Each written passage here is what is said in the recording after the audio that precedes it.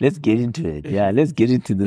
Because that's where all the professionals are, right? That is where you are allowed to brag about your achievements. Okay. Even like, here. It's like even here we let you brag. We get it.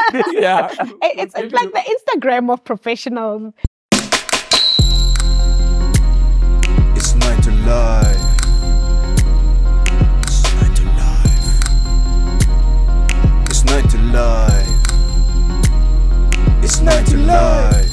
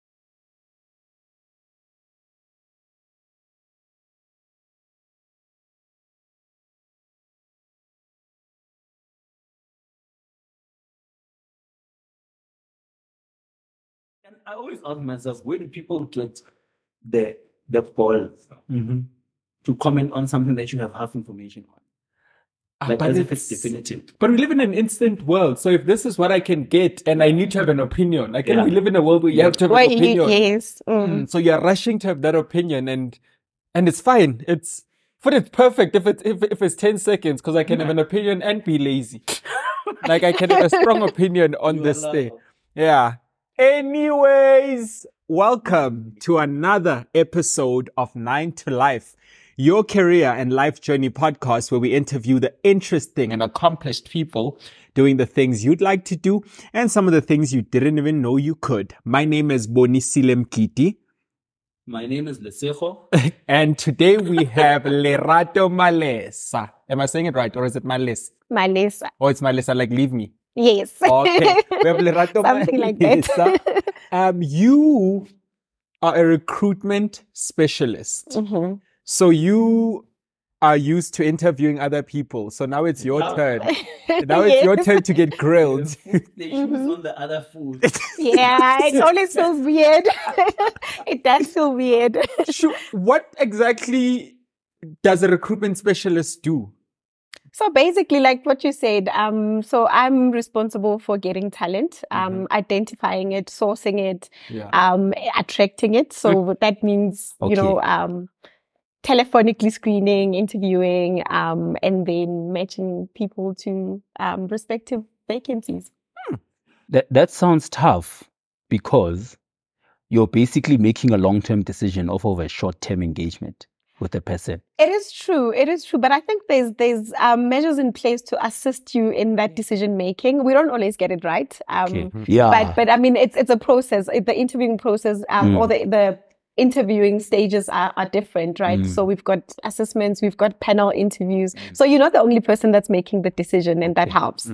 Okay. But so you're the one that shortlists. Yeah, I do the shortlisting. Yes. All right. Before we get into the gatekeeper. Yeah, we're going to explore that a bit deeper later. We usually start at the beginning. Bonisile was so excited to find out about this recruitment thing that he skipped right to it. Yeah, what is it? What are you doing? Leave the childhood. Tell us about Lerato. Okay. The origin story, where it all started. Oh, okay. So I'm a Tembisa girl. Yeah. Yes. Oh, I grew up in I grew up in Timong section and Hospital View. Oh, you grew up in View? Yeah, my parents lived in Hospital View. My grandmother has a house in Timong. Do you know Street Carnival? No, I don't. Moved out I think we left Hospital View in 2007. But I grew up in Hospital View, went to Northam Park High. Oh, okay. Yeah. With nice to have, it's nice to hear schools that you know about. That we know. Yeah. Because we always hear about what Hey, what where is that? You know, so now it's no, we know, we're very familiar with Nokia. People know. Yeah. I grew up in Tembisa, went to Northam Park High. I actually studied marketing. So how I ended up in recruitment, I always say it was by the grace of God. Actually, the interesting part is that I was actually a nurse before I was. Okay. Yes. Every time I tell people that, they're like, what? So yes, I started off as a nurse, but I didn't like it. I was forced into it because my mom is a nurse and she felt like, you know, parents when they think government job, security, blah, blah. Yeah, and I didn't want it. And at the time, I decided that I wanted to get into corporate. I didn't know what I wanted to do in corporate. I started applying and eventually got called by a company, happened to be a just listed company, but at the time I'd never heard of them before. And I went through the recruitment process. Actually, I think I was interviewed for a receptionist, if I'm not mistaken, or like an admin role of some sort. Yes. And after my interviews, they said, no, we think you'd be better off as a recruiter. So we want to train. This is after nursing. I was still in nursing. When does the studying of marketing? That came later. No, that came later. Okay. That came later. Yeah. So they're like, okay, we think you do well. Because I wanted to study marketing initially, but my mom was like, what is that? So then I got into corporate. So I got into recruitment, got trained by the company. It's a well-known company in the recruitment space. And I told myself that, you know what, I'm going to make it work. I didn't know anything about recruitment. The first 3 months, I think I was going home crying every day. Like, I was like, I'm not going on Fridays. I'd be like, I'm not going back there on Monday. But the resilient me and having to prove a point, because obviously my family wasn't happy that I left nursing. So I made it work and I did well. And here I am. I think it's now 11 and a half years later. Yeah. Wow. So getting into that interview and acing it to to a point where you're moved into like a higher role. What did you do well in that interview? Because I've never heard of that. I've never heard someone get into like a higher role than what they were interviewing. Yeah, I've had a few examples, not a lot. Yeah, it's usually when they're recruiting for multiple roles at the same time. And they know what they're looking for in the other role. Yeah. Okay. And then you display that. They're like, why did you come for this one? Yes. True. Because actually I did a typing test and I was horrible at it. So they're like, it's not going to work. Okay, maybe let's try the other one. Yeah, no, but I think what my previous boss said, her name is Somandi. Thank you for giving me an opportunity. Shout out Omandi. So what she said was that she liked my personality. She thought I was well-spoken. She felt like I was positive and she felt like I would do well in a sales environment because I engaged well as well in the interview. And I think my first interview was with her and I think another senior person from the team. And then my second interview was with the MD and the GM. And I still did well with the second interview. Wow. And they were convinced that, okay, I think she could do well in that environment. So. Okay.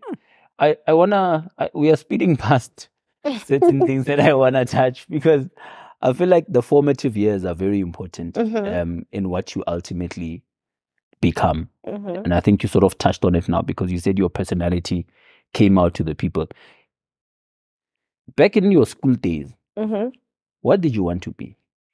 I actually wanted to be a CA. Okay. I think I skipped that part. Let's I wanted to be a CA, and I actually dropped out of a BCom accounting science degree. Yeah, because then I got into it, and then second year doing tax and auditing, I was like, ooh, this is not for me. This is not for me. But that's what I wanted to be. But I think the influence was from my uncle who was doing that at the time. Okay. And I was very close to my mom's youngest brother. Yeah. So I think that was was the influence because I really idolized him. I still do. He's one of my favorite people. Okay. So Shout out to the Babu Mngane. Yes, Malum. yes, Malum, yes.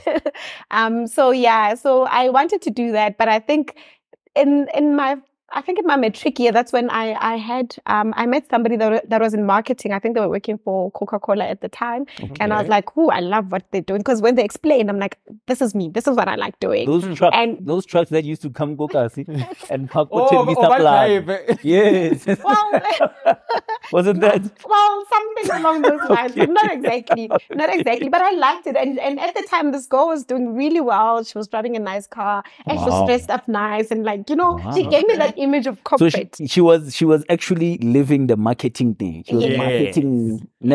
Pretty much. And that's when I got interested in marketing. But when I wanted to study it, my mom was like, what is that? No. Hold on with your marketing. Okay, interesting. And then varsity, where did you go? I was at Boston. Attending classes at Boston, but studying via UNISA. So Boston used to offer UNISA classes full time. Yeah, I remember we had a few people at MGI that did the same thing. Okay. So tell me, Hen, looking at the fact that you made the decision around matric in your high school, did you guys have some sort of career guidance, and do you feel that they did it well enough, or how would you have liked them to improve? I think there was, to a certain extent, but I don't think it was sufficient enough. That's actually one of my passions that, I'm constantly talking about careers with anyone that I know that's still trying to decide what they want to study. I'm big on that. I think the synergy is there. I'm big on that because I think a lot of us ended up where we probably didn't want to, or we could have ended up elsewhere if we had the right guidance. So I think it wasn't sufficient in my time. I don't know if that has changed, but yeah. Well, that's what we're trying to do with 9 to Live. I think almost every week we say, this is actually the reason why we start. But in case someone's watching for the first time, I guess it's also testament to the type of guests that we are selecting, to show that we are selecting guests that are aligned with what we are trying to achieve. And hopefully we can get more out of you. Okay, so you are done with, where did you study nursing? Is it a nursing college? Yes. So it was SG Lawrence via the government. So it was like a bursary that you get from the government. You are a student, but you're also getting paid at the same time. Yeah, so yes, I got through that. You finished our money. I actually didn't even see the application forms because I remember just my mom completing them for me, and then I had to just sign, and then she sent them through, and I didn't want to. I was still reluctant even then. And then I think I got called for psychometric assessments, and then she took time off work to actually drive me there because she knew I wasn't going to go. I wasn't going to go. She drove me there. I think it was in Kagiso at the time. And then for my interview, she went and bought me clothes to go to the interview. She pushed it. She really pushed it. But then in the interview, I think even literally when I walked out of the interview, and it was a group interview, so there's I think 5 lecturers sitting on one side, and then there's 5 of you sitting on the other side, and they randomly pick people. And I think in the interview, I could see they kept, because each one has to pick who they want to ask a question to. And I think I realized that, okay, actually most of them are picking me. By the time I walked out of the interview, I was like, I know I got this. I know I got this. But I didn't really like it. But I decided, okay, you know what? Let me try. Because my mom was like, I also didn't like it, but then I fell in love with it along the way. In the first 4 months, I think the first time I went to the hospital, I was like, oh no. Yeah. I called and I was crying and I'm like, I'm not doing this. Hey. And she talked me into stayed for 2 years. But at the end of my second year, I knew that I was not going back. Walk us through that conversation with loved ones when you tell them you are you are taking a career pivot? Because I think it's something that's overlooked. It sounds like a difficult conversation. It is. It is. You know what? I think our parents want what's best for us, right? They do, and I think what they're doing is best. Yes, and they, obviously, and I think back then our parents believed if you get a government job, it's stability. You've got guaranteed salary every month. The likelihood of you being retrenched are, next to nothing back then. So I think the conversation was very different then. But when I decided to change, I didn't have the conversation with her because for 2 years I've been trying to tell her she wasn't getting to and when I decided to, I told her the day that I signed my contract with my first corporate employer and I had resigned at nursing. So it was too late for her to do anything about it. She was very angry at me for I think she didn't talk to me for 2 weeks or something. Shame. But I mean, I think even now, I think she will tell you that was one of the best decisions I've ever made. Really? Yeah. Shame. I think it's also an exposure thing, and we get into this a lot. True. Because our parents or the generation that comes before only know what they know, right? And they think that's the safest thing. So this exploration sometimes feel like it's not worth it for them, because you explore and it doesn't work out, and then what? There's a tried and tested formula. Yeah, why are you not sticking to it? Jeez, okay. So first job, you start there. Take us through that. What was your first month like? So actually first corporate job. So let me tell you, the process was very quick. So I think I had my first interview. So they called me the first day. So my boss says she knew with that first call when she called me to talk to me. And she's like, I was just so hyperactive and it just sounded like this happy, bubbly person. And she's like, oh, I like her. From that first call. And I think as a recruiter, we have that instinct. By the way, most of the time by the first call, I know if this person is going to be a placement or not. Wow. If we're going to hire this person or not. So and she says in that first call, I was very excited. I was happy. She sent me an assessment to do. And at the time, I was still in the nursing space. And I remember I was out with my friends. We were at another friend's place and it was loud and we were having fun. And she sent me the assessment to do. And I didn't have a laptop at the time. So one of the friends that I was with there had a laptop and I said, can I please quickly use it, log into my Gmail? While everybody's dancing and having a great time, I sat in a corner and I completed the assessment that I needed to do. And then she called me later and she's like, wow, okay, that was quick. Okay, come through for an interview in Mainland tomorrow. And then I went to the interview on a Tuesday. Then they called me again on the Wednesday to come back for the second interview on the Thursday. Went on the Thursday. The Friday I was signing the contract. On Monday I started. So no notice period in the No, luckily nursing didn't have that. So nursing didn't have that. I remember I went to scary. Is it? Yeah, because the people who are taking care of you, they can just leave. I mean, we were in college half the time. So it's not necessarily, you not even count the stuff that's counted at the hospital. So you like an extra. You like an extra. You do all the menial jobs when you're still a student, especially in your first, second year. And I went and resigned, and on Monday I was in training at the head office in Sunning Hill, and it was interesting. I was just excited, to be honest with you. I was excited that I'm getting an opportunity to get into corporate. I was excited to explore I'm one of those people that loves a new challenge. I enjoy that. I think that's been testament of my career. I don't stay long in one place because I get bored easily. I need a new challenge. So I enjoyed it. The first 2 weeks was training.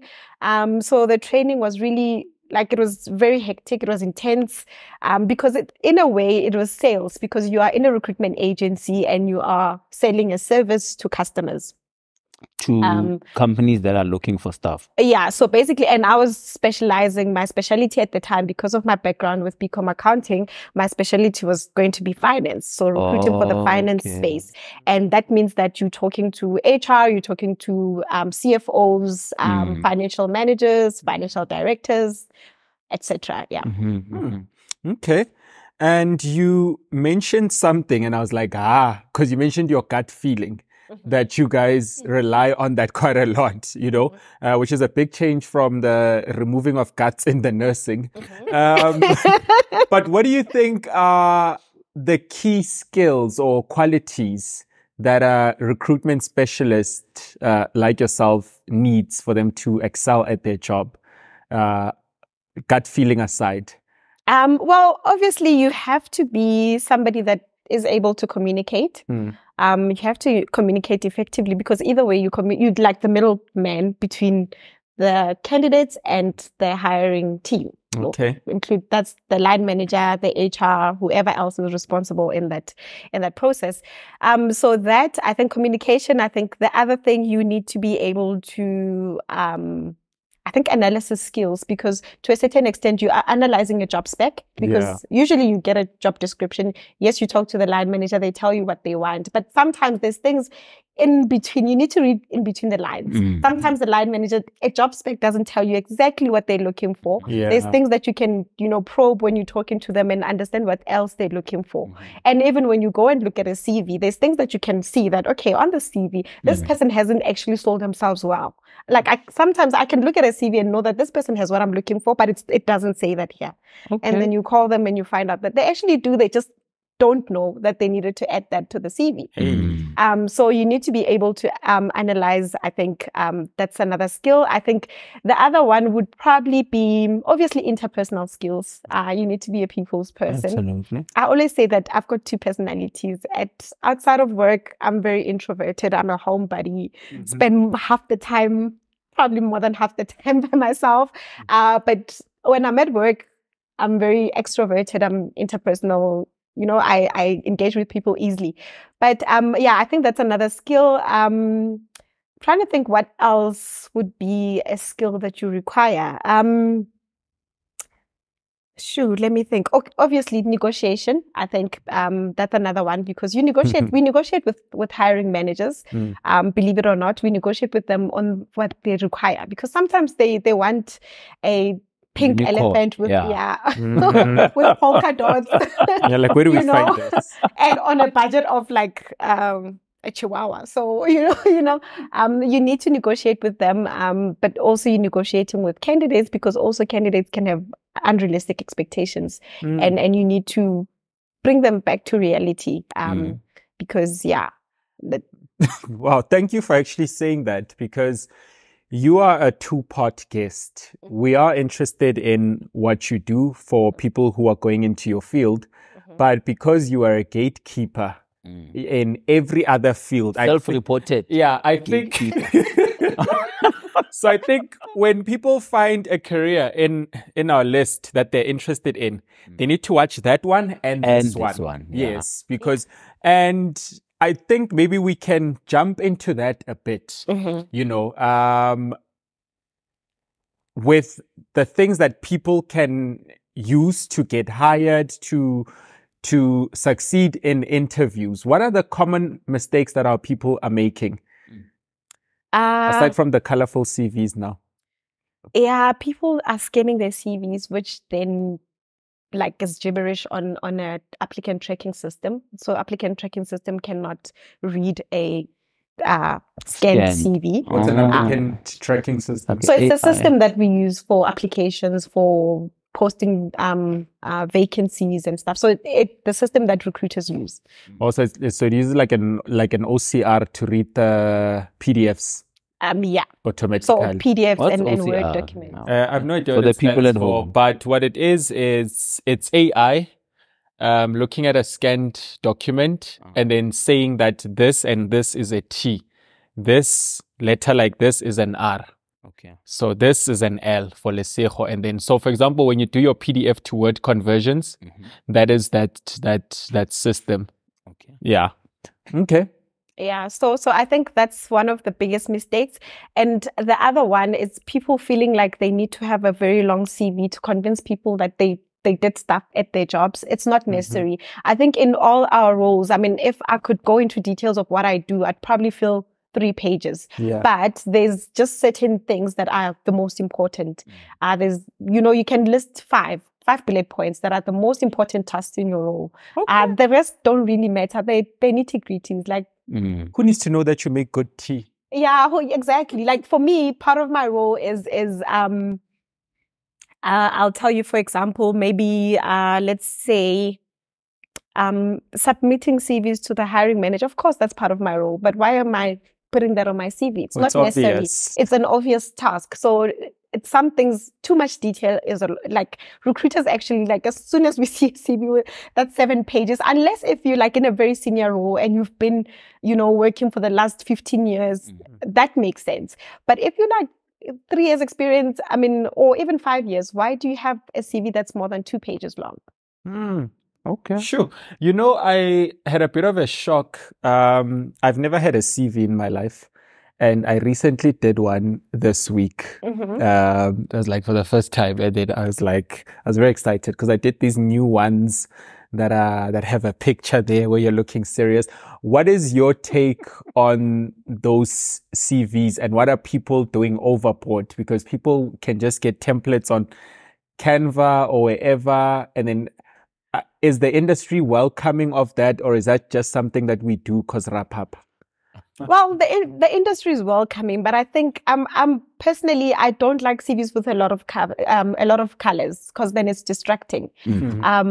But I think it's okay if you can get a CV template. Look at what's in the market. Look at what people are doing. LinkedIn is a great place to get that information. By the way, I'm a touch on that. Yeah, I'm a LinkedIn advocate. But yes, I think it's okay to use those templates. I think they help you guide you. They help guide you in terms of what we're looking for. And I've seen the templates, like even when you go on Word, there's actually templates that you can find on Word. And they're really cool. So I think it's okay. The picture one, I'm on the fence with pictures on CVs, right? Depending on the job that you're doing, but also if you have a very professional picture, it's okay. But people put funny pictures there, and for me, if you unsure, don't put selfies on there. So I think if you're unsure about your picture, rather not put it there. It's not necessary.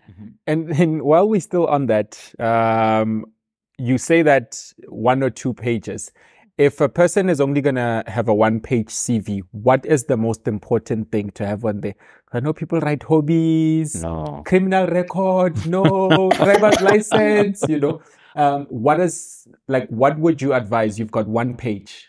So important. Top 5. Yeah. Well, the important things, obviously your contact details. We need to be able to contact you. So that's your email address, your cell phone number, and any other contact. So LinkedIn, if you want to put your LinkedIn there. But also, I think the other important thing, obviously, your education, your top skills. You don't have to put all your skills, but your top skills. Also, before we even get into that, before I finish that, it's important to tailor make your CV to the role that you're applying for. Sure. That's how you get roles. If your CV is just all over the place, because if I'm looking for a specific skill, I want to see those skills. So quickly. If you are applying for a, business analyst role, but your CV talks about, you being an administrator somewhere, then it's not going to match. So you need to tailor make your CV to what you're looking for, but do not lie on your CV. Very important. Do not lie on your CV. Put skills that you actually do have, not something that you might have tried for one day or dabbled in your spare time, because generally we want to see skills that you have actually implemented in the workspace. So get into some of the reasons why it's important to be honest, because I think people just think, these people don't want to give us their job. I'm trying to make sure that they pick me. But get into the risks and how they materialize, and what happens now when you're in a situation where someone has lied about their job and now they have to deliver, for example. Obviously, you're going to get found out when it comes to, most of the time we can pick it up in the interview. Actually, even as a recruiter, I can sometimes pick it up in the call, the initial call. If you manage to pass that, they can pick it up in the interview. If you manage to somehow get through that as well, can pick it up once you start. And that's misrepresentation. You've now lost your reputation, Sure. Obviously. But also if it's that, some companies can take you to disciplinary hearings for that. And it's misrepresentation. And I think there's a law that passed recently, if I'm not mistaken, where it's actually a criminal offense to lie on your CV. Criminal offense. Yeah. If I'm not mistaken, I don't know if it's passed already, or if it's still in that the means implementation. jail time. Yeah.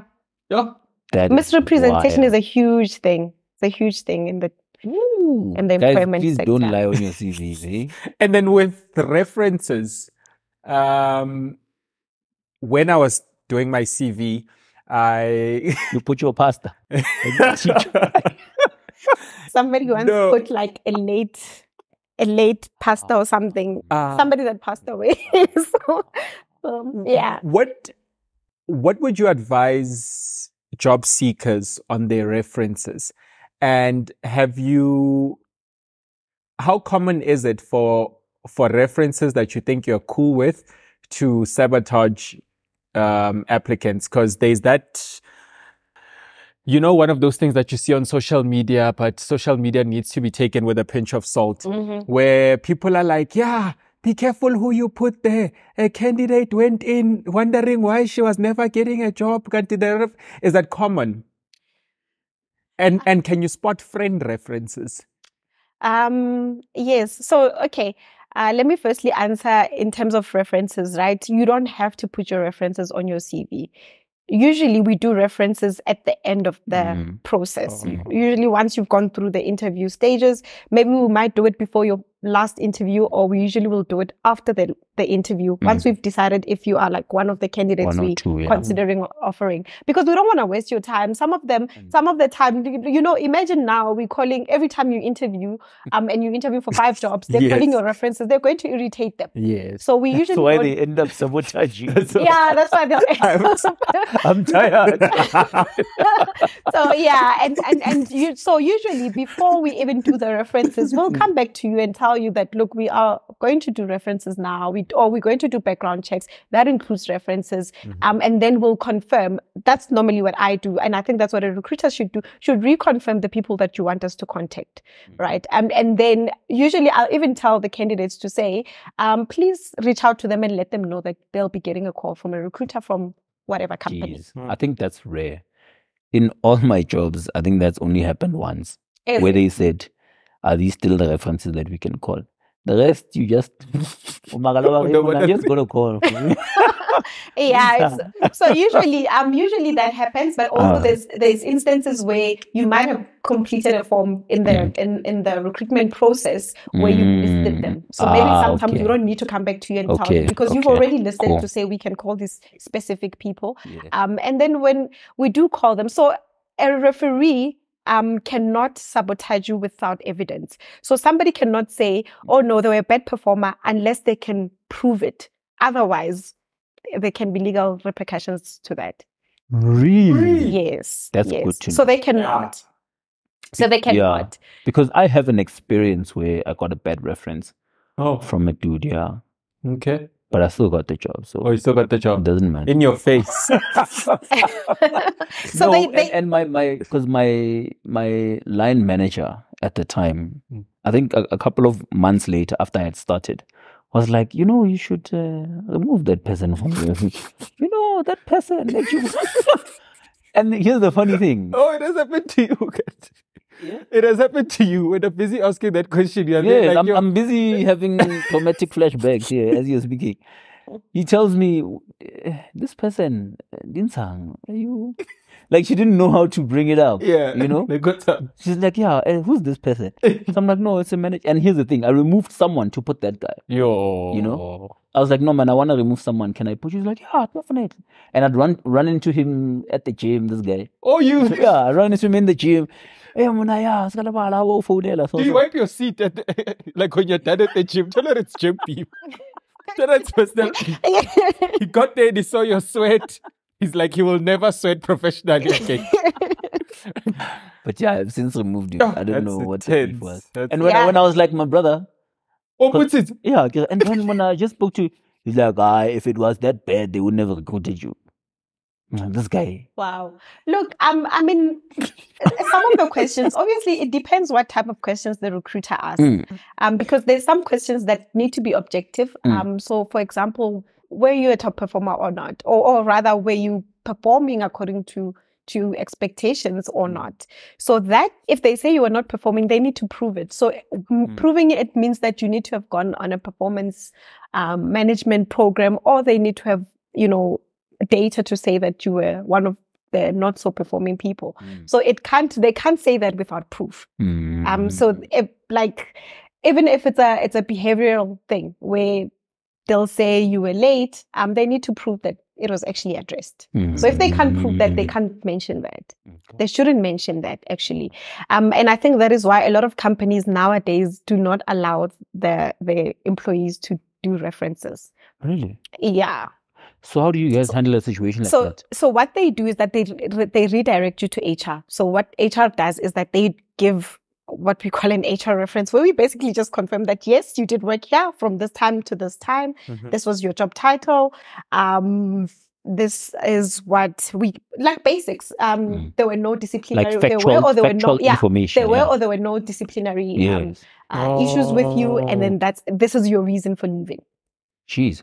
But tell me, I've read somewhere, Barry, on your CV, you shouldn't put your responsibilities, but rather your achievements, right? So in my role, this is what I was able to do. HR wouldn't know that. Your line manager would. So how do you guys tackle that? So they said you shouldn't put your responsibilities. Yeah, because your responsibility doesn't say whether or not you're a good candidate, right? It just says this is what you are responsible for, right? But if you say, for instance, you are a salesperson and you say, I hit targets or I've exceeded my target by 200%. That's something that gives you more information about the person than saying I was responsible for sales in the East End. Yeah. What if you made 0 sales in the East End? My thoughts about that, I think there's a lot of differing thoughts when it comes to CVs, what should be, what shouldn't be on CVs. I think there's a lot of information out there and people get confused. So my thoughts about that is that you need to put both. Okay. So definitely put your achievements, because if I'm looking at your CV and I see that you've outperformed in your role, obviously I want to contact you, but I still feel that, and there's also, remember, there's some roles where it's very hard to achieve anything. Okay. If you're an administrator, like, what are you going to achieve? Efficiencies. Well, yeah, but I mean, it's also quite difficult. It depends on the space that you're in. There's some spaces where you are coming in where there's processes in order, there's systems in order. You literally get there and do mundane, repetitive tasks. So you're just a cog day. In the wheel, Jen. Yeah, so that's tough. The opportunity is not really there for you to be innovative or make a huge impact. So put your responsibilities there. But if there is something as well, add it on there as well, because there might be that this was your role, but then you did something else that's not related to your role. You achieved something completely different to what you're responsible for, and you can add it on there. Okay, that's sound advice, I think. Okay. And then you spoke of networking a bit. How important is that for you in your role, but also for job seekers? Have you in corporate seen people shoot up because of good networking, and what does that look like? I believe that most people that are successful in corporate, it's because of networking. Of course. I can tell you that I got my current role through somebody that knew me. I didn't know that it was advertised. I never saw the advert. Actually, they didn't even have my CV when I went to my first interview. Yes. So it's networking. I think that's very important. For me in my role, it's obviously highly important, because you need to understand what's happening. You need to know who's who. You need to understand, because that's how I also find out information, and even information of where to headhunt people. Because then I'm talking to somebody that says, oh, by the way, this company started retrenching. Then I know that's a place to go hunting. Shark. So that's important. That is important, but it also elevates you. It teaches you certain things. I think it's important. Even identifying a mentor. I think you need to network. Yes, you need to network first and identify a mentor that you relate to. And then also, even in terms of learning new skills, there might be, I'm a recruiter, yes, but there might be something else that somebody is doing, another person who's in the space that I'm in, that's doing something I haven't had exposure to, and that person can teach me those skills.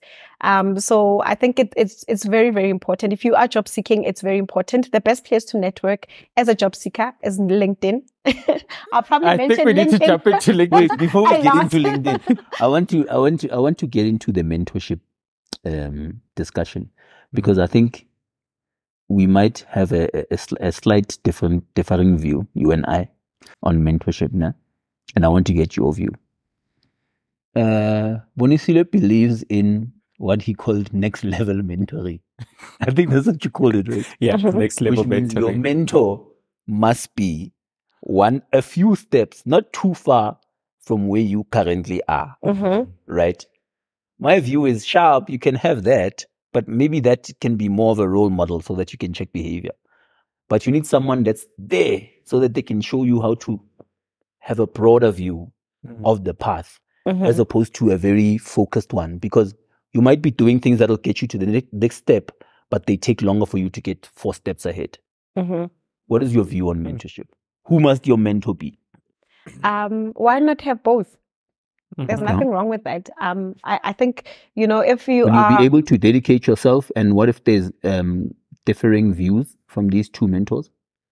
You always use what works for you, because your mentor is not there to literally give you a Bible that you have to follow to the T. Your mentor is there to guide. They're not there to tell you this is what you need to do step by step, by the way. And your mentor is not responsible for your career growth or career path. So, you are. Yeah, you are. So you need to take what works for you and what doesn't work for you. And your mentor is a human as well. So they're fallible. They've got flaws. So it doesn't mean that everything that they say will work out for you, truth, or it's the truth, or it's the right thing for you. So you need to be able to discern what works for you, what doesn't work for you, because ultimately we are different. So what works for me, are different. Yes. So and also even with your mentor, right? There might be certain things that you do not relate to, but maybe there are other things that you really relate to on a bigger level, and that's why you chose them. So I think it's okay to have both. Personally, I've got a mentor who's in the industry that I'm in, but I've got a mentor who's where I want to be. Okay. Yeah. Lovely. No, I like that view. Yeah. I like that. And then I think we do need to jump into the LinkedIn. Yeah, LinkedIn. But LinkedIn. I want us to jump into it through something else. And we always talk about networking. In your industry, what does it practically look like? For a tenderpreneur, it might be, let me not say. Business forums. Yeah, business forums, thank you. Business forums, and then whatnot. For a DJ, it might be partying, news cafe. What does it look like for a recruitment specialist, your networking? So networking in my space would probably be attending recruitment or HR related events. It would also be engaging on LinkedIn. Because I'm a specialist in my field, IT recruitment specialist, it also includes attending IT related events. So yeah. Yes. So because the more you are in a specific industry, you get to learn even their lingo and you start to talk, you're able to talk on the same level with them, have conversations with them, because I can tell you IT is very different from a lot of industries. IT people are very different from people in other spaces. So you get to understand them, and you know how to, yes, there are different personalities, but you understand how to deal with the different personalities that come with that industry. So that's part of it. Like I said, LinkedIn is also a big networking place. Let's get into it. Yeah, let's get into this. Because that's where all the professionals are, right? That is where you are allowed to brag about your achievements. Okay. Even here. It's like even here we let you brag. We get it. Yeah. It's like the Instagram of professionals. But it's so, I don't know, sometimes I take a step back and watch what's happening on LinkedIn, and it looks like this is only acceptable on LinkedIn. Exactly. Like, nowhere else will someone say, I just did this and that, and it's like, oh wow, click. Yeah. A lot of times it'll be hate. Yeah, you're trying to brag. But on LinkedIn, it's love. Okay. You achieve something. True. It's love. True. So when you take a step back and look at it, and especially compared to other social media platforms, it's a bit jarring sometimes. Yeah. I think that's why she says Instagram, because Instagram, there is not really that much hate. Yeah. No, but Instagram is very subtle. Like the bragging is subtle, right? No, but the hate, like the love that you get. Okay. You understand that you can post something on Twitter and Facebook and Instagram. Yeah. Twitter, you will get like, And then Facebook, it'll be a mix. Yeah. Okay. And then Instagram, it's all glamorous. Yes. Oh, wow. Shine. Yeah. So exactly the same with LinkedIn. I mean, the stuff that people brag about on LinkedIn, they would not go on Facebook to brag about. They wouldn't. Yeah, so that's where you are allowed to brag about your achievements. So like you said, if you've improved efficiencies, that's where you can go and brag about it. It's so strange. I think it takes some adjustment for people. I've not been I'm a reposter on LinkedIn, and I'm very active on social media, but I'm really struggling to get into the LinkedIn culture because I'm like, it needs some adjustment. Yeah, and also because I don't know how to brag outright. I don't know how to pat my own back.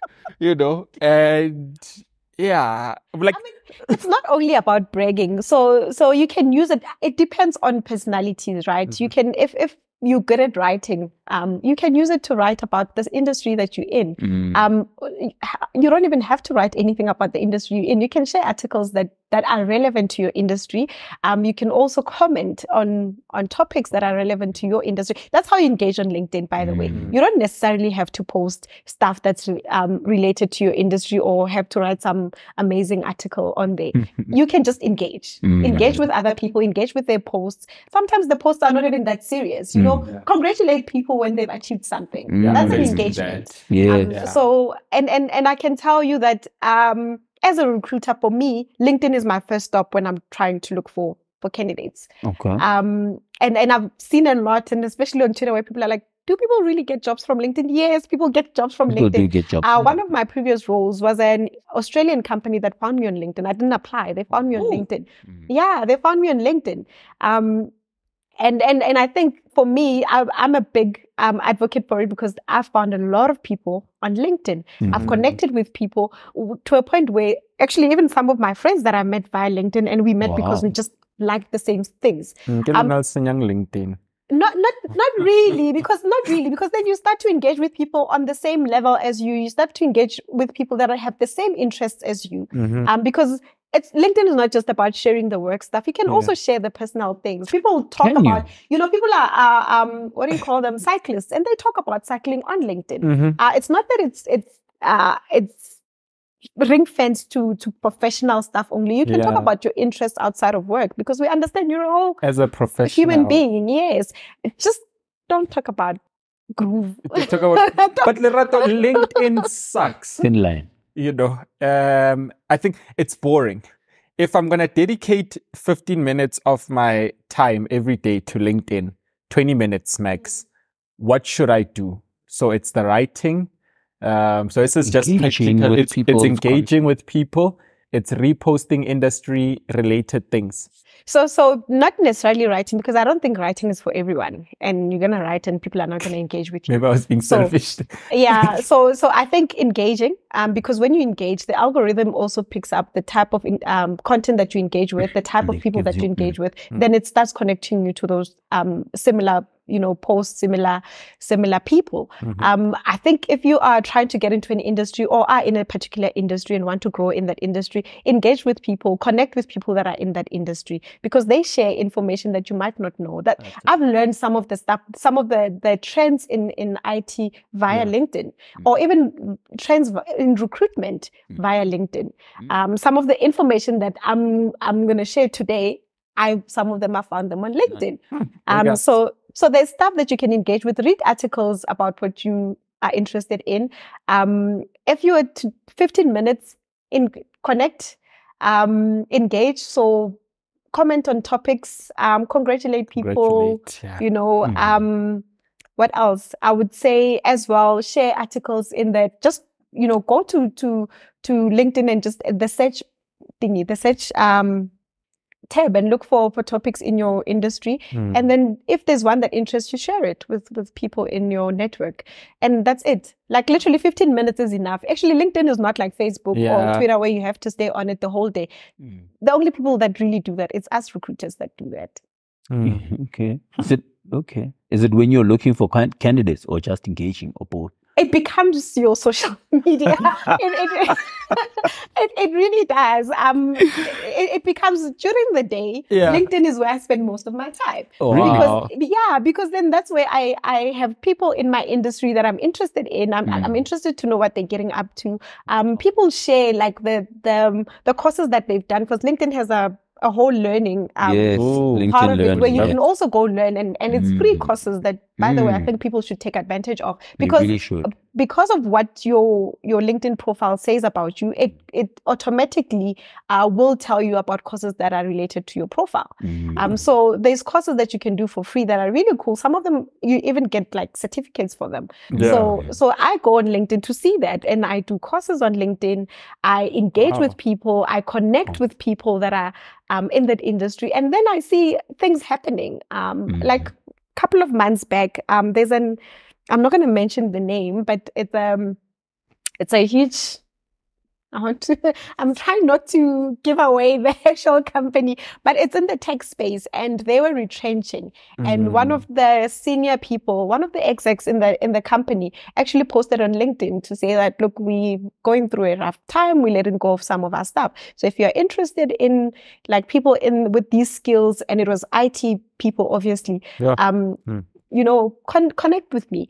And I connected with that person, and we started, headhunting from their company. Okay. Yeah. So that's the stuff that I wouldn't know if I wasn't on LinkedIn.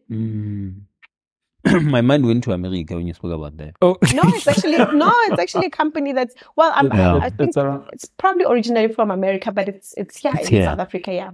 Okay. How do retrenchments work? Sorry, just one last one. And then getting people from who are retrenched. Are you not getting the people that the company was willing to lose? No, it's not necessarily. Not necessarily. I think that's there are those that are staying. Yeah. No, but sometimes I get I'm retrenching a function. Yes, sometimes because then it's not necessary anymore. And I think especially now where AI is taking over. AI. There was a loose. Yeah. Whenever I see the word AI, I get traumatized. So AI is taking over, right? Which means then that a lot of tasks, and especially the repetitive, mundane tasks, are being automated. Then that means that certain jobs are becoming redundant. So not necessarily because these people were not good performers or the company doesn't want them anymore. It's just that their skills are not required in that company anymore because they've automated them. So retrenchment doesn't mean that the person was a bad performer. Okay. Two more things on LinkedIn. Is it LinkedIn? Sort of. Okay.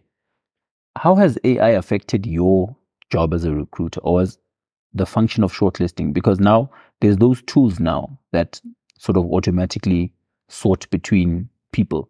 Has that made it easier for you? Do you think it's going to get to a point where it almost makes you unnecessary now or redundant? Or is it just a tool that you guys can use? It's a tool. I think there's a term that they use, work augmentation, I think it's called, where you doing what you do but using technology to make you more efficient. So I think for me as a recruiter, it's a great tool because I'll go back to, I'll mention LinkedIn again, where LinkedIn gives you an opportunity to really find people that you otherwise wouldn't find, or people that wouldn't apply to roles. We call them passive candidates, where they're not really looking, but they're there. Okay. So they're not looking. So these are the people that you actually go to and say, "Hey, I've got this opportunity. Are you interested?" Yeah. So it makes us more efficient. I have to say, it helps us eliminate the riffs and reps in terms of applications. It really, because the truth is, on a typical job post, you probably will get like 100 or more applications, depending on the role. Some roles you can get up to like 500 applications. So imagine trying to go through 500. Yeah, that's little. CVs. I mean, you can imagine. We got over 2,000. Yeah. For Okay, maybe it's because I'm in IT, so people I was about to bombard. No, I think if you put out something like an admin clerk, for instance, you're gonna get 1,000. Yes. Yeah, so I haven't recruited for those. So okay. Fortunately, being in tech means that I don't have to deal with as many applications. But and we know that with applications, especially like in my industry, you'll find that 80% of them are nowhere near relevant. So you don't want to spend waste time 3 hours going through CVs that are not relevant. So what AI does, it helps us filter the search and make sure that it comes to a certain number. So and when you filter the search, you literally filter to the smallest detail. You can filter to the smallest detail. You can filter in terms of geographical areas. You can filter in terms of qualification. You can filter in terms of years of experience. You can filter in terms of skills. So depending on how much you want to get to, because obviously there's, like I said, that there's certain people whose CVs might not say everything. So you don't want to filter to 100% match. So you start off maybe at 50. Okay. And then if it's still a big number, then depending on how many CVs I'm willing to go through, if it's still a big number, then I can filter to like 70. If it's still a big number, then I'll filter to like 80% match. Okay. And then I'll go through those CVs. Also, you have the premium account. Yeah, the gold one. The LinkedIn recruit. It's the LinkedIn. We have a LinkedIn recruiter. Oh, there's a recruiter. Yeah, we have the LinkedIn sales recruiter. navigator. Okay. So LinkedIn has different packages. For different roles. No, I don't have it. It's very expensive. But we as an industry, it is quite expensive. I think our company just pays for it for all the recruiters. It's like a company license. Yeah. Yeah, they're a fairly password. 9 to Life is coming to LinkedIn soon, guys. We are gonna be on LinkedIn. So when you are so you're not gonna be taken over by AI, like not yet. No, you're not going back to nursing. Because your face changed when you asked that. I think, what did it trip? No, not at all. Not at all. So I think as much as AI is taking over a lot of roles, right, there's still certain things that AI cannot do. Yes. Yeah. And some of those are creativity, some of those are empathy, critical thinking, roles that require you to engage. Because as much as we can, look, AI can help us do the initial part of the recruitment process, but at some point you will need human interaction. You will. So I don't think there'll ever be a point where HR is not required at all, because then you lose that people you lose the human in touch the human in HR. Yeah, exactly. Resources Then now. it's just resources. and you touched on something.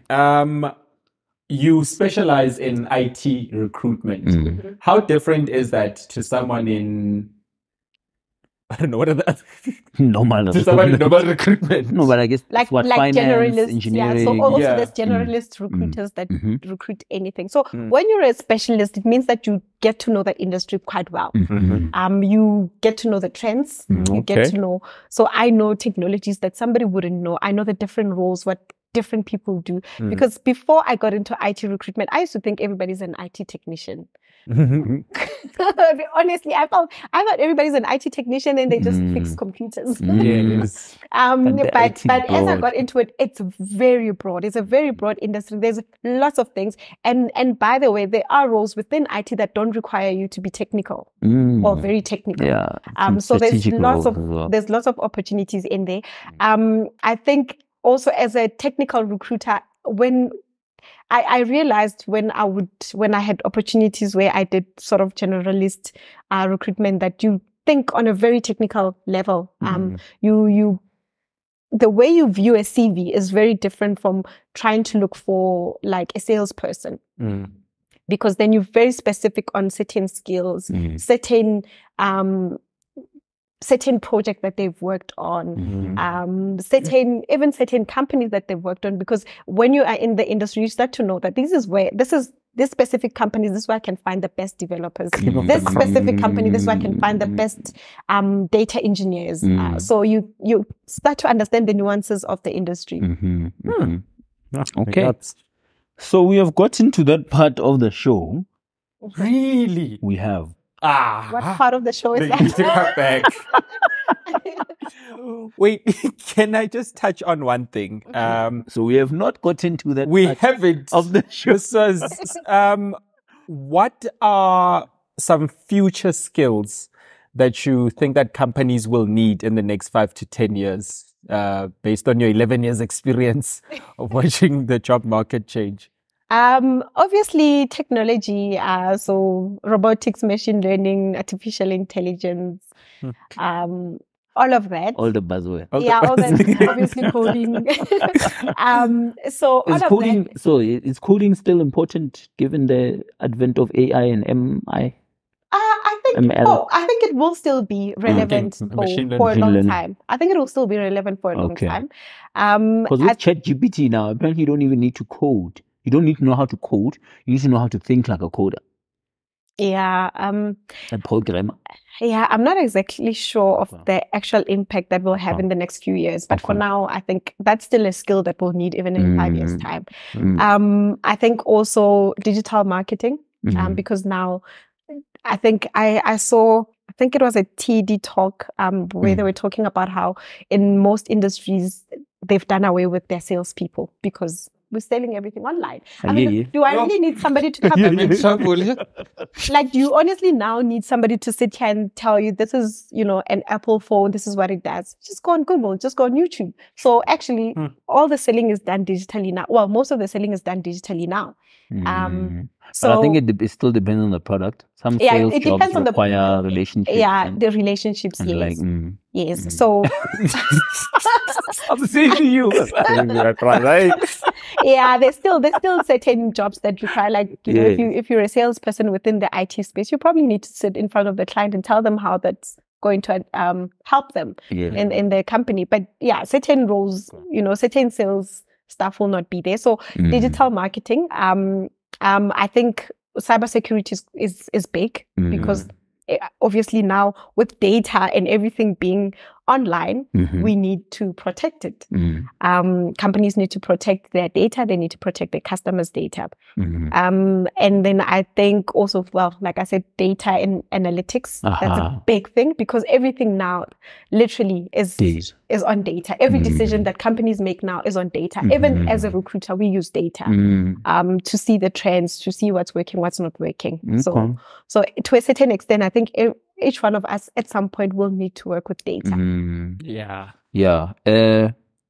Please come back, ne? Yeah. We need you for your episode 2. Okay. There's so many things. Yeah. I wanted us to get into more nitty-gritty things about, what are the practical steps that people can do. Yeah. I think we touched on it a bit, but there's a lot that we need to ask you. So we end the show usually with 3 questions that we ask all our guests. It's fun to compare and contrast the responses, the similarities. Sometimes they vary, quite immensely. The first one, I want you to look back at all you've done, all you are, and what would you say is your biggest win in life to date? Yeah, this is your LinkedIn page. Yeah, post. Brag. Yeah, this is where you brag like nobody's business. Sure. Now be humble. If you're killing the game, you're killing the game. The biggest kill. And not Rosemary Ndlovu. Like, yo. Just so okay. I think it'll probably. I think it'll probably be being able to juggle being a businesswoman, a property investor, a corporate slayer, and a student as well. You see, you didn't even touch on any of those things. This is why you need to come back. You need to come back. Yeah, no, I didn't know this was me bragging. But anyway, yeah. I think that's my biggest win. Okay. So being able to have all those glass balls in the air at the same time. Fantastic. That's great. I know you want a high five, so I'll just transfer. Thank you. Thank you, my Bluetooth.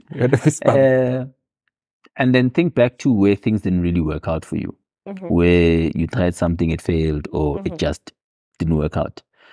What is that thing, and what was your biggest lesson from that or takeaway?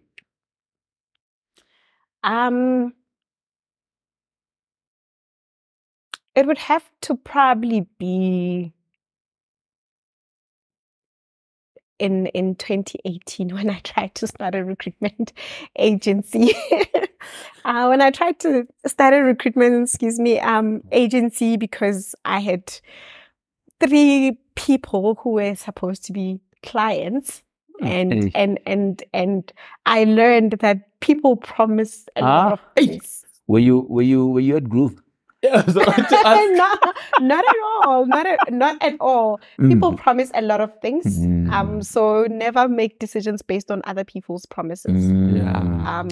And that annoys me so much. Yeah, unfortunately, people don't always keep to their word. I think one thing I've learned is to not put anything that has to do with me in somebody else's hands. I need to take responsibility and accountability for that. Yes. Sure. Beautiful.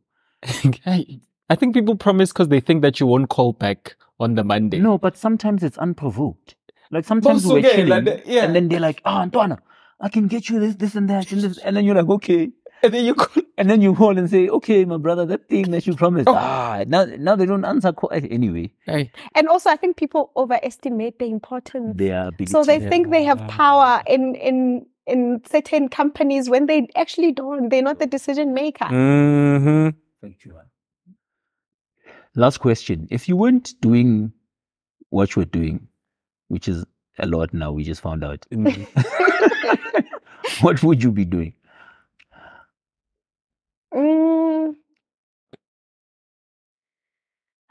I'd probably be a travel blogger because I really love traveling. I really love traveling. Okay. I'm big on that. I'm not too big on social media. Except for LinkedIn?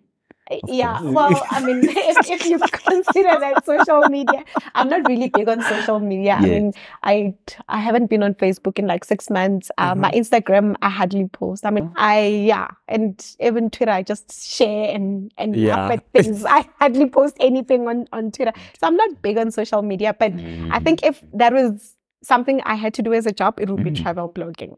Nice. Beautiful. I like that because it combines I think what you're saying you like, which is traveling, and blogging. I think I heard you saying something about writing earlier.